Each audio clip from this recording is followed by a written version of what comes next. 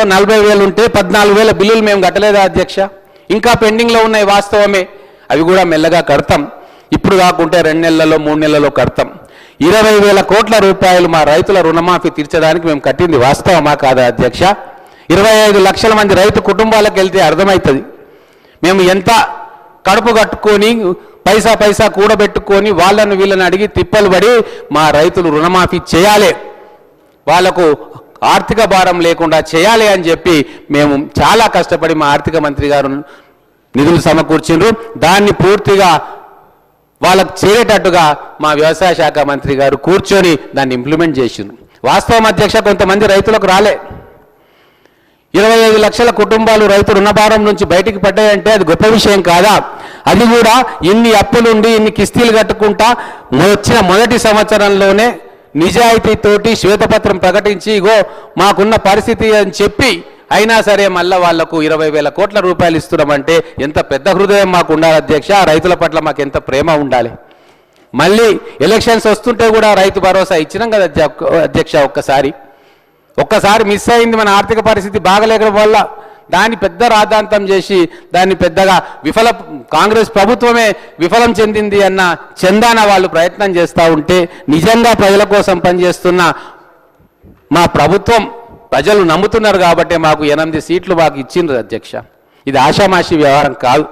అందుకే ఓ చిన్న లెక్కలు చాలా చెప్పొచ్చు కానీ హరీష్ రావు గారు చాలా లెక్కలు చెప్పిండ్రు. వారి లెక్కలను కూడా గవర్నమెంట్ తీసుకుంటుంది. బట్టి విక్రమార్క గారు అథెంటిక్గా అఫీషియల్గా వాళ్లకు ఉన్న సమాచారాన్ని కూడా సభకు సమర్పించుకున్నారు, తెలంగాణ ప్రజలకు కూడా ఇచ్చుకున్నారు. మళ్ళీ అప్పుల డిబేట్ మళ్ళీ రాకూడదు అని చెప్పి నేను కోరుకుంటా ఉన్నా ఈ సభలో.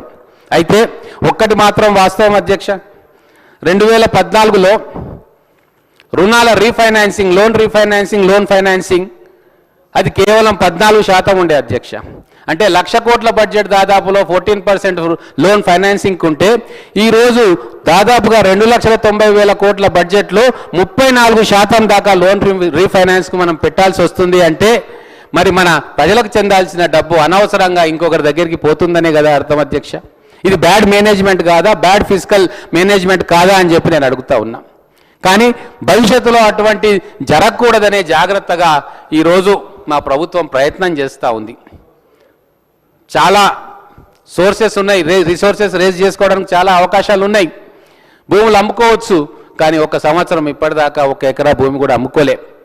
గవర్నమెంట్ ట్రాన్స్ఫర్నే దాన్ని చాలా పెద్దగా భూతద్దంలో చూపించి మేము తప్పు చేస్తున్నాము ఏదో అని చెప్పి మా మీద బుద్ధ జల్లే కార్యక్రమం చేస్తూ ఉన్నారు. సరే, బీఆర్ఎస్ వాళ్ళు సమర్థించుకుంటారు, ఎందుకంటే గతంలో వాళ్ళు భూములు అమ్మిండ్రు, కోకాపేట అమ్మిండ్రు, అన్ని పేటలు అమ్ముకున్నారు. కానీ బీజేపీ వాళ్ళు కూడా దీంట్లోకి రావడం అనేది కొద్దిగా ఆశ్చర్యానికి గురి చేస్తూ ఉంది. ఎందుకంటే వాళ్ళకు గుర్తు చేయాలి, నిర్మలా సీతారామన్ గారు పార్లమెంటులో ఎన్నోసార్లు చెప్పిండ్రు రైల్వే ఆస్తులను మేము మానిటైజ్ చేస్తాము అని ఒక అందమైన పదాన్ని వాడితే రైల్వే స్టేషన్లన్నీ ప్రైవేటీకరణ ఇస్తే వాళ్ళు చాలా గొప్పగా చెప్పుకున్నారు. ఎల్ఐసిని వాళ్ళు ప్రైవేటీకరణ చేస్తే చాలా గొప్పగా చెప్పుకున్నారు. ఎయిర్ ఇండియాను ప్రైవేటీకరణ చేస్తే వాళ్ళు గొప్పగా చెప్పుకున్నారు. దాన్ని అమ్మకం అంటారు అధ్యక్ష.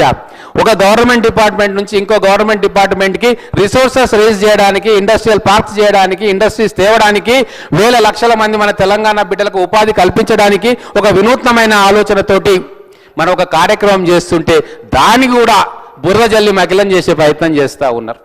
ఎవరికి నష్టం అధ్యక్ష దీంతో? ఈరోజు వాస్తవంగా రాష్ట్రాల మధ్య పోటీ ఉంది.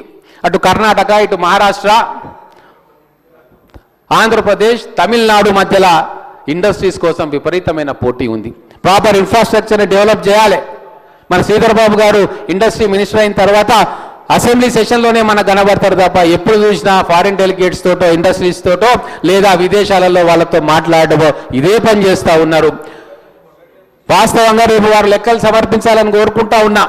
ఎంతమంది మల్టీనేషనల్ కంపెనీస్ తోటి, దేశీయ కంపెనీస్ తోటి వాళ్ళు మీటింగ్లు పెట్టుకున్నారు, ఎన్ని సఫలీకృతం అవుతా ఉన్నాయి, ఎన్ని రిజల్ట్ అవుతా ఉంది, ఎన్ని గ్రౌండింగ్ అవుతా ఉన్నాయి, ప్రతిరోజు ఆల్టర్నేటివ్ మేము పేపర్లో ఒకటి చూస్తూ ఉన్నాం అధ్యక్ష.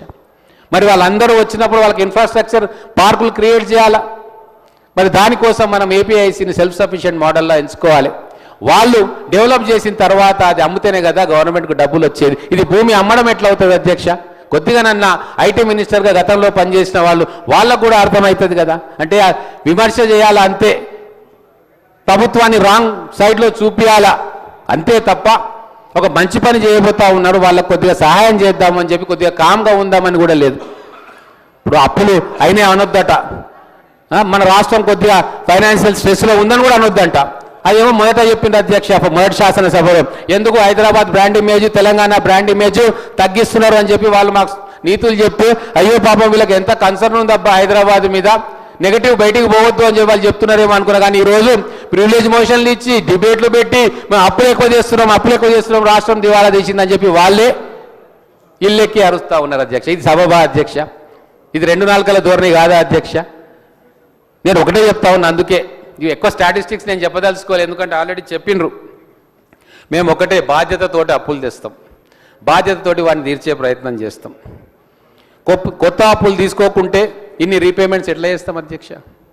ఈరోజు ఇంకొక విషయం అధ్యక్ష, గత 10 సంవత్సరాల్లో కొన్నిసార్లు చూసినాం, అప్పుడే అనుకున్నాం 10% ఇంట్రెస్ట్ రేట్ తోటి అప్పులు తీసుకొచ్చిండ్రు అధ్యక్ష. ఎప్పుడు కూడా అమౌంట్ పెద్దదైనప్పుడు, అది 1000 కోట్లు దాటినప్పుడు 7-8%లోనే అప్పు దొరుకుతుంది అధ్యక్ష. కరెక్ట్గా మనం వెతుకుతే కరెక్ట్ పర్సన్స్ని పట్టుకుంటే 7-8% మధ్యలో అప్పులు ఇచ్చే సంస్థలు చాలా ఉన్నాయి.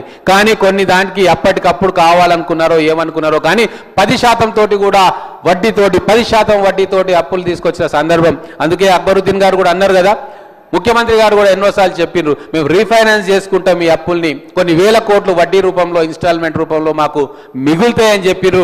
ఆ ప్రయత్నం చేస్తూ ఉన్నాం అధ్యక్ష. అంటే మొత్తం కూడా పొక్కిలు చేసిపోతే ఒక్కొక్కటి మెల్లగా చేసుకుంటూ పోతే అది మాకు తప్ప అధ్యక్ష మేము చేస్తున్నది కానే కాదు. ఖచ్చితంగా ఒకటే సంవత్సరం అయింది, ఎన్నో విషయాల్లో మేము గత ప్రభుత్వం తీసుకున్న నిర్ణయాలను కాదని మెరుగ్గా నిర్ణయాలు తీసుకునే ప్రయత్నం చేస్తూ ఉన్నాం. రాబోయే రోజుల్లో ఈ 1 సంవత్సరం అనుభవంతో మా గౌరవ ప్రతిపక్ష సభ్యులు మా లోపాలను ఎత్తి చూపుతూ ఉన్నారు, కొన్ని దాంట్లో సహేతుకమైనవి మేము పాటించదగ్గవి తీసుకుంటాం అధ్యక్ష. ఎందుకంటే రాజగోపాల్ రెడ్డి గారు ఆవేదనతో మాట్లాడినారు, తెలంగాణ తెచ్చుకోవడంలో, తెలంగాణ కోసం పోరాటం చేయడంలో, తెలంగాణ కోసం త్యాగం చేయడంలో ఇక్కడ కూర్చున్న వాళ్ళు ఎవరు తక్కువ త్యాగం చేయలేదు, తక్కువ పోరాటం చేయలేదు, అది ఒకరి పేటెంట్ కాదు అధ్యక్ష. అందుకే బాధ అనిపిస్తుంది. మిగులు రాష్ట్రంగా గొప్పగా దేశంలో నెంబర్ 1 రాష్ట్రంగా ఉండాల్సింది ఈరోజు అసెంబ్లీలో మనం చర్చ పెట్టుకోవాల్సింది, మీరు ఎన్ని ఇండస్ట్రీలు తెచ్చిరు, నేను ఎన్ని ఇండస్ట్రీలు తెచ్చినా, మా ఫస్ట్ ఇయర్లో మేము ఇన్ని ఇండస్ట్రీలు తెచ్చినామని చూపించి మీరు ఎందుకు చేయలేదు అని చర్చ పెట్టుకోవాల్సింది పోయి, మేము ఇన్ని అప్పులు తెచ్చినాము, అది కాదు మీరు అంతకంటే ఎక్కువ అప్పులు తెచ్చిండ్రు అని మాట్లాడడం, చర్చ చేయడం అనేది చాలా విచారకరం. మనం రాంగ్ ట్రాక్లోకి పోతా ఉన్నాం. దయచేసి నేను అందరినీ కోరుతా ఉన్న మా ప్రతిపక్ష సభ్యుల్ని నిర్మాణాత్మకంగా ఉందాం. జరిగిన నష్టం జరిగిపోయింది, తెలంగాణ వెనక్కి నెట్టేయబడ్డది. గతంలో మనం ఉద్యమంలో అనుకునే వాళ్ళం, మా పాలమూరు గురించి కూడా అనుకునే వాళ్ళం, పాలమూరుకు అద్భుతమైన వనరులు ఉన్నాయి, నీళ్లు ఉన్నాయి, నిధులు ఉన్నాయి, మనుషులు ఉన్నారు, హ్యూమన్ రిసోర్సెస్ ఉన్నాయి, కానీ పాలమూరును వెనక్కి నెట్టేయబడ్డది సీమాంధ్ర పాలనలో వాళ్ళు.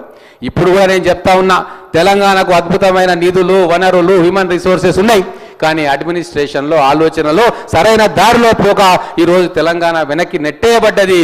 దీని మీద డిబేట్ పెట్టుకుందాం కావాల్సితే. ఇప్పుడు ఏవి అక్కర్లేదు అధ్యక్ష, కొలమానం. Human resources development is the biggest resource, అది మన తెలంగాణకు పుష్కలంగా ఉంది. మన తెలంగాణలో ఉన్న వందలాది ఇంజనీరింగ్ కాలేజీలు, డిగ్రీ కాలేజ్ నుంచి కోహినూరు వజ్రాలు లాంటి పిల్లలు వస్తూ ఉన్నారు. ఆ పిల్లల గురించి మనం ఆలోచిద్దాం, వాళ్ళ భవిష్యత్తు గురించి ఆలోచిద్దాం. అందుకే మేము అప్పులు తెస్తున్నా వాటిని ఎక్కడ ఖర్చు పెడతా ఉన్నాం? మా స్కూళ్ళ మీద, యూనివర్సిటీల మీద, కాలేజీల మీద, ట్రైనింగ్ సెంటర్ల మీద, ఐటీఐల మీద, స్కిల్ డెవలప్మెంట్ యూనివర్సిటీల మీద ఖర్చు పెడతా ఉన్నాం. ఇది మనం సక్రమంగా ఈ 4 సంవత్సరాలు చేసుకుంటే ఖచ్చితంగా తెలంగాణ నెంబర్ 1 స్టేట్ అవుతుంది. ఈరోజు హైదరాబాద్ను బెంగళూరు తలదన్నేలాగా, పూణేలు తలదన్నేలాగా, నోయిడాను తలదన్నేలాగా ఈరోజు హైదరాబాద్ ఉండాలని మనం అందరం కూడా కోరుకోవాలి. అందుకే 4th సిటీ అని చెప్పి మొదలు పెట్టుకున్నాం. 4th సిటీకి ఇన్వెస్ట్మెంట్స్ రావాలి. ఫైనాన్సెస్, గవర్నమెంట్ ఫైనాన్సెస్ సపోర్ట్ చేయకుంటే మా బట్టి గారు అప్పు తీసుకొస్తారు, కానీ అప్పు అక్కడ ఇండస్ట్రీ డెవలప్మెంట్ చేయడానికి, ఇన్ఫ్రాస్ట్రక్చర్ డెవలప్మెంట్ చేయడానికి చేస్తే విదేశాల్లో నుంచి పారిశ్రామిక దిగ్గజాలు ఇక్కడికి వస్తారు, అక్కడ ఇండస్ట్రీస్ పెడతారు. దేశంలో ఉన్న గొప్ప కంపెనీలు ఇక్కడికి వస్తాయి, అక్కడ ఇండస్ట్రీస్ పెడతారు, 1000 మందికి ఉపాధి దొరుకుతుంది. ఆ మార్గాన మేము పోతా ఉంటే 4th సిటీ కాదు, అది 4 బ్రదర్స్ సిటీ అని చెప్పి, సిటీయే కాలేదు అక్కడ 4 బ్రదర్స్ సిటీ ఎట్లయితుంది అధ్యక్ష? ఎందుకు ఆ కుర్చబుద్ధి అధ్యక్ష? నాకు అర్థం కాదు. మొదటి సంవత్సరంలో టీఆర్ఎస్ పార్టీ అధికారంలోకి వచ్చినప్పుడు మేము ఇట్లా పర్సనల్ అలిగేషన్స్ ఎవరైనా ఉద్యమకారులు చేసిండ్రా, ప్రతిపక్ష పార్టీలు చేసిండ్రా, ఓపిక పట్టినాం కదా అధ్యక్ష, ఓపిక పట్టినాం 2-3 సంవత్సరాల తర్వాత సీరియస్గా అలిగేషన్స్ చేసినాము, ఏదైనా తప్పులుంటే ఎత్తి చూపినాం. కానీ ఇక్కడ ప్రభుత్వం ప్రమాణ స్వీకారం చేసిన మొట్టమొదటి రోజు నుంచే మా మీద ఒక విషపూరితమైన మాటలు, డైలాగ్స్, వ్యంగ్యము ఇవన్నీ కూడా రకరకాలుగా మేము వింటున్నాం అధ్యక్ష. ఇది మంచిది కాదు తెలంగాణ రాష్ట్రానికి. ముఖ్యమంత్రి గారి భాష మీద కూడా ఇంగ్లీష్ రాదు అనేది కూడా పెద్దగా ట్రోలింగ్ చేశారు అధ్యక్ష. ఎంత బాధాకరం. ఇది తప్పు. ఇప్పుడు అనేది ఉంటాయి, ప్రతిపక్షం అన్నాక వాళ్ళ ప్రయత్నాలు అధికార పక్షంలోకి రావడానికి ఉంటాయి. అధికార పక్షంలో మేము ఖచ్చితంగా మీరు చేసిన పొరపాట్లు చేయకుండా భవిష్యత్తులో మేము మంచిగా పరిపాలన చేసినామని ప్రజలతో కితాబిచ్చుకోవాలని చెప్పి తపన మా అందరి మీద ఉంది. ఇక ఎవరు అధ్యక్ష? అనుభవం లేని మంత్రులు ఎవరన్నా ఉన్నారు?